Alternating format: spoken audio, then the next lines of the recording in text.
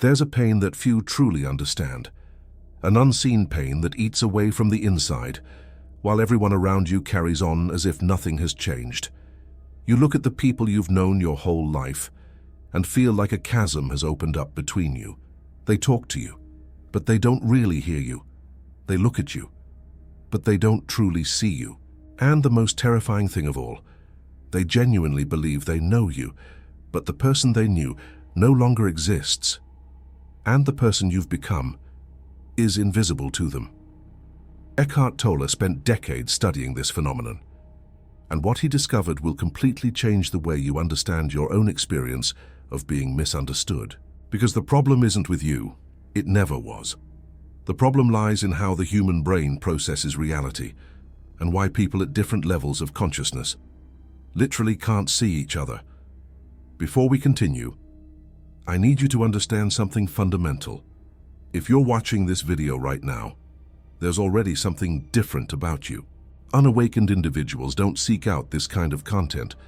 The simple fact that you're here means that a part of you has already begun to awaken, even if you haven't fully realized it yet. And if you've ever felt that sensation of being a stranger in your own family, of speaking a language that no one else seems to understand, of living in a world where your deepest perceptions are constantly dismissed, you're not alone. Millions of people around the world are going through the same experience at this very moment. But why does this happen? Why does spiritual awakening come with this devastating sense of isolation and misunderstanding? The answer that Tolle offers is both unsettling and liberating. And it begins with a truth that most people aren't prepared to hear. Throughout human history, those who awakened were misunderstood. Tolle, in his book, A New Earth, mentions something profoundly revealing. He says that messengers like Buddha, Jesus, and others, not all known, were the first bloomings of humanity. They were rare and precious beings, precursors to something greater, but their messages were largely misinterpreted and often greatly distorted. Their message did not transform human behavior, except in a small minority of people. Realize what Tolle is saying. The most enlightened beings who ever walked the earth were misunderstood during their lives and after their deaths. Their words were twisted, their intentions were reinterpreted, their teachings were transformed into something completely different from what they intended to convey. If that happened to Buddha and Jesus, why would you expect it to be any different for you? William James, considered the father of American psychology, already noted this pattern in the early 20th century. He observed that medical professionals didn't value spiritual awakenings, typically assuming they were crises of puberty, hysterical personalities, or medical conditions like epilepsy or schizophrenia. More than 100 years later, little has fundamentally changed in that perception. People who go through profound transformations of consciousness are still routinely dismissed, pathologized, or treated as if they have some defect that needs to be corrected. But here's something that few realize. The problem wasn't that these people were wrong, or that they communicated poorly. The problem was that the collective consciousness of humanity at that time simply didn't have the capacity to receive what they were transmitting. And that's exactly what's happening with you today. Recent studies in neuroscience are finally confirming what spiritual masters have known intuitively for millennia. Researchers at Jefferson University developed what they call a neurotheological approach to experiences of spiritual awakening. They combined phenomenological data with brain neuroimaging and discovered something extraordinary. Brain structures associated with emotions correlate with emotional responses during spiritual experiences, while areas associated with the sense of self seem to correlate with key characteristics where an individual loses their sense of self and feels intimately connected with God, universal consciousness, or the universe. In other words, when you awaken, your brain literally changes, and this change affects how you process reality, how you perceive others, and how you experience existence. But here's the problem. The people around you haven't gone through that brain change. They're still operating with the same neural hardware as always. And when two brains process reality in fundamentally different ways, true communication becomes almost impossible. Advances in neuroimaging technologies like functional magnetic resonance imaging and electroencephalography have allowed researchers to investigate the neural correlates of spiritual experiences. Studies have revealed distinct patterns of brain activity associated with meditative states, including activation of specific brain regions linked to self-awareness, emotional regulation, and social cognition, such as the default mode network. This network, known as the default mode network, is particularly interesting because it's associated with the sense of self, the autobiographical narrative, and what we call the ego. When a person undergoes an authentic awakening, the activity of this network changes significantly. The sense of separate self that most people consider their fundamental identity begins to dissolve, or at least becomes more transparent. And this has profound consequences for how that person relates to the world and to others. Imagine trying to explain colors to someone who was born blind. You can use all the right words, all the metaphors, all the possible descriptions, but the real experience of color remains inaccessible to that person, not because they're stupid or stubborn, but because they simply don't have the neurological apparatus necessary to process that information. And that's exactly what happens when a person who's awakened tries to communicate with people who are still asleep. You're not speaking a different language. You're operating on a completely different frequency of reality. But wait, does this mean that the situation is hopeless? That you're condemned to a life of isolation and misunderstanding? Not necessarily. And this is where things get really interesting. Tolle points out that we're living in a unique moment in human history. For the first time, a mass flowering of consciousness is becoming possible. Humanity is going through a period of turbulence, and it's extremely critical that humans awaken to a new level of consciousness amidst the challenge and the agitation. This means that more people are awakening now than at any other moment in history. You are not alone on this journey. However, here's the painful part. The fact that more people are awakening doesn't mean that the specific people in your life will awaken. Your parents, your siblings, your childhood friends, your romantic partner. They may never go through the transformation that you have experienced, and you need to make peace with that possibility. Now, I'm going to tell you something that Eckhart Tolle rarely mentions directly, but that is implicit in all of his teachings. There's a specific neurological reason why the unseen pain hurts so much, and understanding this can completely change how you deal with the situation. Research in social neurobiology shows that the human brain evolved to depend deeply on social connection.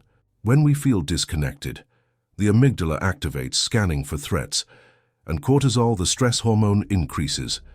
The brain literally interprets social disconnection as danger. Additionally, oxytocin, known as the bonding hormone, is released when we feel accepted and mirrored by others. The social brain wants similarity and safety in numbers. So, when you experience a spiritual awakening and suddenly find yourself out of sync with your social group, your nervous system goes into panic. Not because you're doing anything wrong, but because your brain is still programmed with tribal survival software that's thousands of years old. The loneliness you feel isn't just about being misunderstood. It's your nervous system fighting against the loss of its ancient safety signals. This explains that devastating sensation that many people experiencing a spiritual awakening report. That sensation of losing your place in the world, of no longer belonging anywhere, of being a stranger even among the people closest to you. It's not weakness. It's not exaggeration. It's biology. And understanding this is the first step to transcending it. There's a concept in transpersonal psychology called spiritual emergence. This term was coined by Stanislav Grof and his wife Christina to describe states of crisis that can accompany profound spiritual transformations. The problem is that these states are frequently confused with psychosis or other mental disorders. Researchers warn that spiritual emergence refers to conditions where non-ordinary states of consciousness are seen and treated as psychosis, neurological disorders, or dissociative states through suppressive medication and therapies. Because Western psychiatry and psychology lack a framework and expertise to understand these states. That's devastating when you stop to think about it. People in the midst of a transformation of consciousness, going through experiences that could be the most meaningful of their lives, are often treated as if they're sick. Their families get worried. Their friends distance themselves. Healthcare professionals prescribe medications to suppress symptoms that are actually signs of growth. It's imperative that psychiatrists become aware of the spiritual awakening as a phenomenon in itself, rather than treating it as a form of psychosis. In the United Kingdom, there's already a special interest group in spirituality and psychiatry within the Royal College of Psychiatry. But this awareness is still far from the norm in most countries. But there's another level to this issue that we need to explore. Why specifically do people misinterpret those who have awakened? What exactly are they seeing when they look at you? Research published in the journal PMC on spirituality and mental health revealed something disturbing. There's what researchers call a religiosity gap, a difference in the value given to spirituality by professionals compared with users of services. This gap may be due to a lack of understanding about the complex ways people connect with spirituality in contemporary society and in mental health contexts. The result is that people's spiritual needs are often neglected, dismissed, or pathologized in clinical practice. Did you read that? Pathologized. This means that deep and genuine spiritual experiences are frequently treated as mental illness. And this doesn't just happen in clinical contexts. It happens in families, in relationships, in workplaces, in social groups. When you start to question the standard narrative of reality, when you stop caring about things that everyone else seems to value, when you develop a perspective that transcends the collective ego, the people around you don't see transformation. They see a problem. They see someone who needs help, who needs to be fixed, who needs to get back to normal. And here's the cruel irony. The more you try to explain your perspective, the crazier you seem, because the explanations come from the intellect. And what you've experienced transcends the intellect. It's like trying to use words to convey the taste of a fruit. You can describe it until you're blue in the face. But the person who's never tasted that fruit simply won't understand. Tolle addresses this in a very specific way. He says that the source of much of our suffering comes from the thinking mind, regrets about the past, worries about the future, and all the very convincing beliefs that create the false egoic self. When you recognize that there's a voice in your head that pretends to be you, you're awakening from your unconscious identification with the stream of thoughts. But people who are still completely identified with their thoughts can't see this. To them, the voice in their head is who they are. And when you suggest that maybe there's something beyond that voice, you're basically saying that their identity doesn't exist. And few things provoke a stronger defensive reaction than a threat to identity. And that's why your attempts to share spiritual insights often result in conflict or distancing. It's not that people don't want to understand. It's that understanding would require them to question everything they believe to be. And the ego will do anything to avoid that kind of existential threat. There's something even deeper happening in these interactions. When you interact with someone from a place of authentic presence, you involuntarily expose that person's lack of presence, not with words, not with judgment, simply by your way of being. And this exposure, even if completely unconscious, provokes discomfort in the other person. They feel that something is different, that something doesn't fit.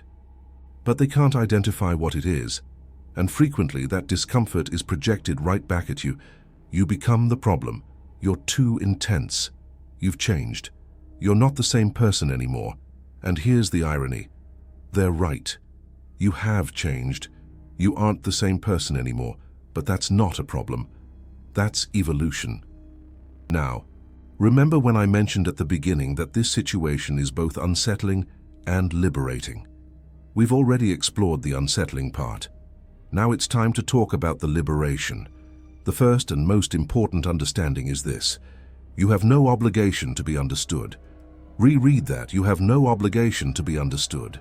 This need for external validation is a remnant of the ego that's still being transcended. When you expect others to validate your experience, you are essentially giving them power over your internal reality. And no one should have that power. Eckhart Tolle teaches that the present moment is all that exists. When you are truly present, the need to be understood dissolves. Because in the present moment, you aren't carrying stories about how others should see you. You simply exist, and that existence is complete in itself, needing no external confirmation. This doesn't mean that you should isolate yourself completely or abandon all relationships. It means that you change the basis of those relationships.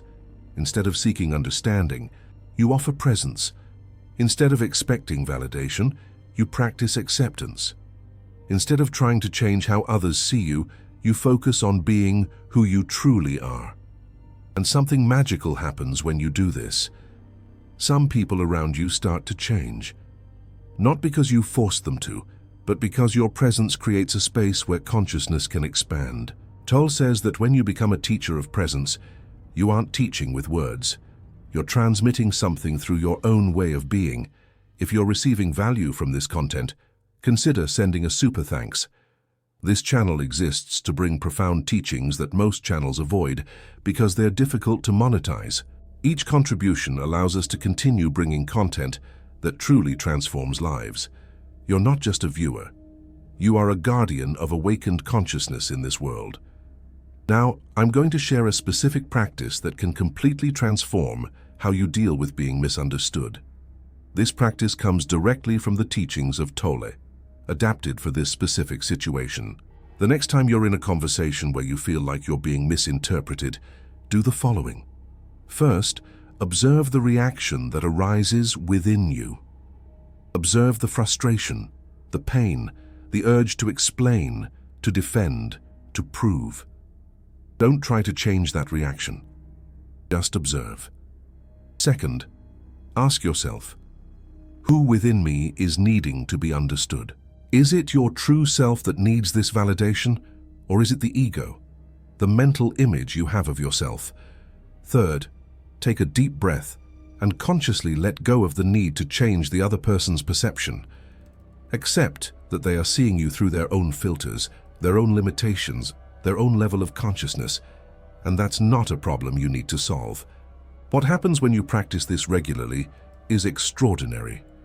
The tension that normally arises in these situations starts to dissipate. You stop being held hostage by other people's perceptions. And paradoxically, when you stop trying to be understood, some people start to understand you better, because you're no longer creating resistance with your need for validation. Let me tell you what happens on an energetic level when you practice this. When you're in a conversation, trying desperately to be understood, you are emanating an energy of lack, of neediness, of incompleteness.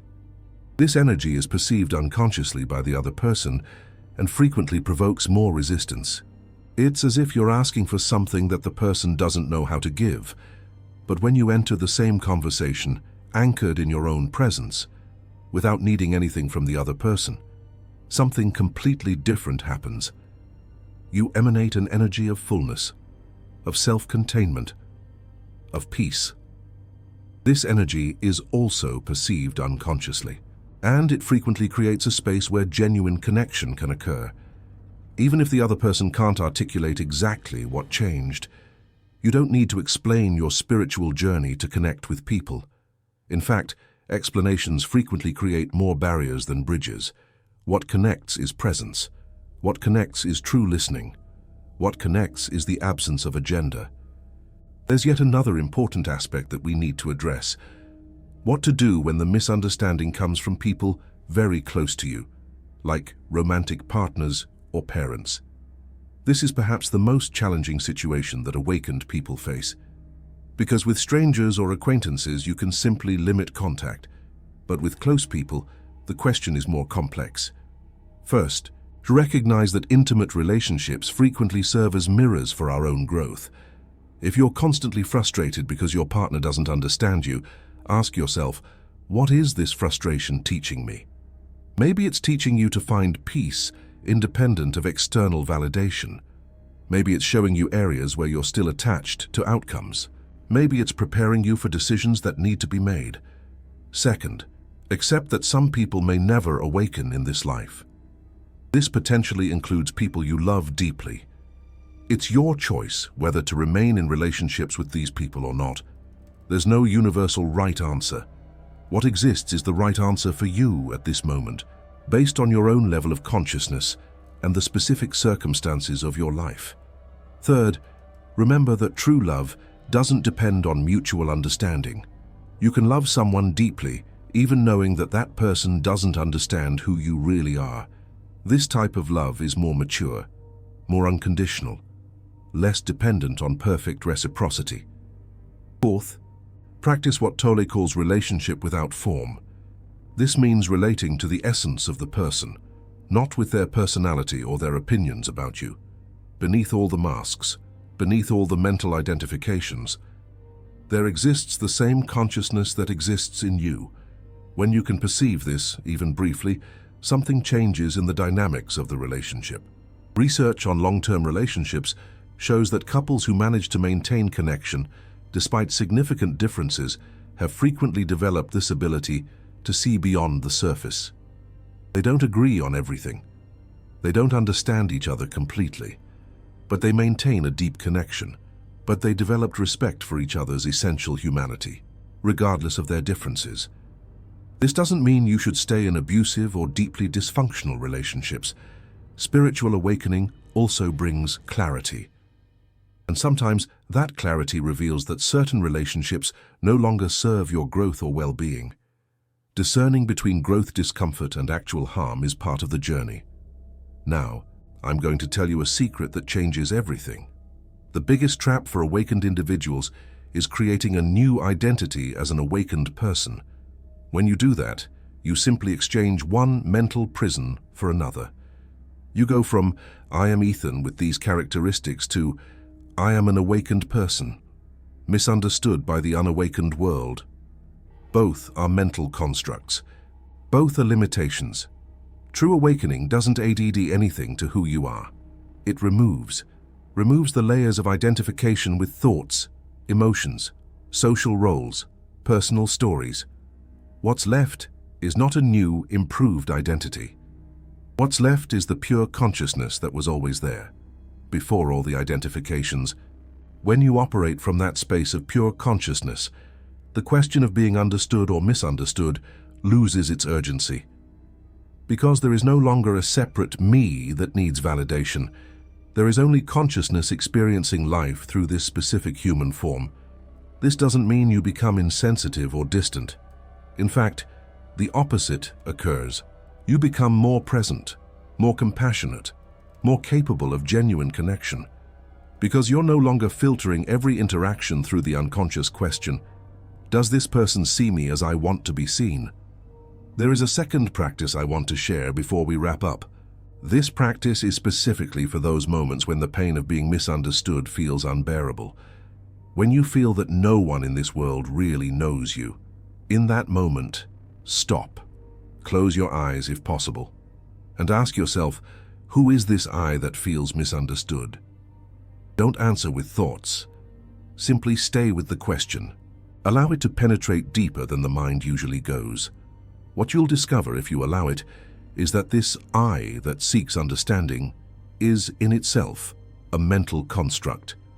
And behind that construct, there is something that never needed understanding to exist, something that has always been complete, something that simply is. Eckhart Tolle calls this your essential being. Others may call it pure consciousness, presence, or simply that which you are before any story about who you are. The name doesn't matter. What matters is the direct experience. And when you touch that space, even briefly, the question of being misunderstood temporarily dissolves, not because it was resolved intellectually, but because you realize that it was never real to begin with. It was just another drama of the thinking mind, another story of the ego seeking confirmation of its own existence. Of course, you'll go back to identifying with thoughts. You'll go back to feeling the pain of being misunderstood. That's normal and expected. The difference is that now you have a way back. You know that there's something beyond the drama, and each time you return to that space, it becomes more accessible. To conclude, I want to leave you with a perspective that Eckhart Tolle frequently mentions. Humanity is at a critical moment in its evolution. Old structures are crumbling, new forms of consciousness are emerging, and you, simply by being on this journey of spiritual awakening, are contributing to this transition. Every time you choose presence over reactivity, you elevate the collective consciousness. Every time you find peace amidst misunderstanding, you demonstrate that there's another way to live. Every time you refuse to engage in conflict when your buttons are pushed, you break patterns that have been repeating for generations. You don't need to be understood to fulfill your role in this planetary transformation. You just need to be yourself. Not the version of yourself that others expect. Not the version that the ego projects. The version that emerges when all conditionings are transcended. That version is already perfect. That version is already complete. That version doesn't need approval because it is the very source from which all genuine approval emanates. Let's get a little controversial in the comments. Is being misunderstood the inevitable price of spiritual awakening, or is it possible to find true understanding even among unawakened individuals? Share your perspective. Also, share if you've ever lost important relationships because people could no longer recognize you. I'll be responding to everyone in the first few hours.